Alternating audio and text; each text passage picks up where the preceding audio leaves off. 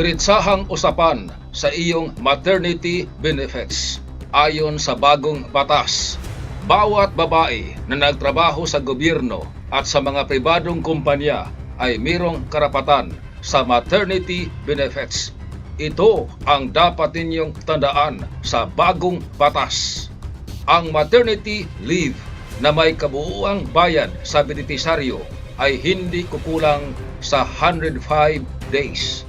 Magkapareha lang na 105 days sa mga nanganganak na babae sa natural delivery o normal lang na panganganak at sa mga nanganganak na naka-experience ng emergency o cesarean delivery. 60 days naman na maternity leave na may kabuuang bayad sa sahod ng benepisaryo kung ang babae ay naka-experience ng miscarriage o pagkalaglag.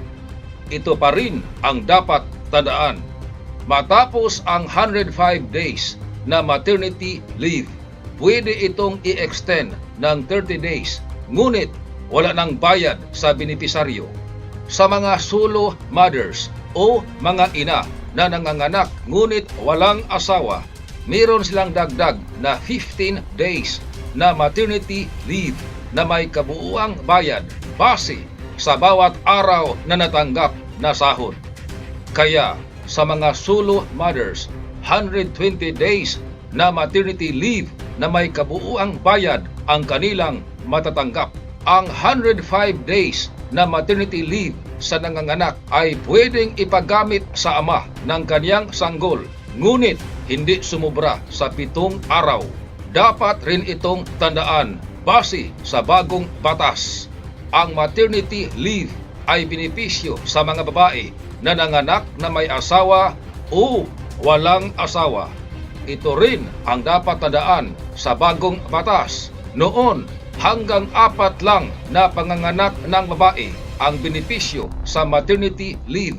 Ngayon, base sa bagong batas ay wala ng limit dahil ang maternity leave ay binigay sa batas sa bawat panganganak ng babae. Sa mga nagtrabaho sa pribadong kumpanya para makakuha ng maternity leave na may kabuuang bayad, isa sa mga rekisito ay dapat ang manggagawa ay miyembro ng Social Security System o SSS at nakabayad ng hindi kukulang ng 3 buwan sa kanyang contributions sa SSS sa loob ng 12 months sa isang taon sa hindi pa ang araw sa kanyang panganganak.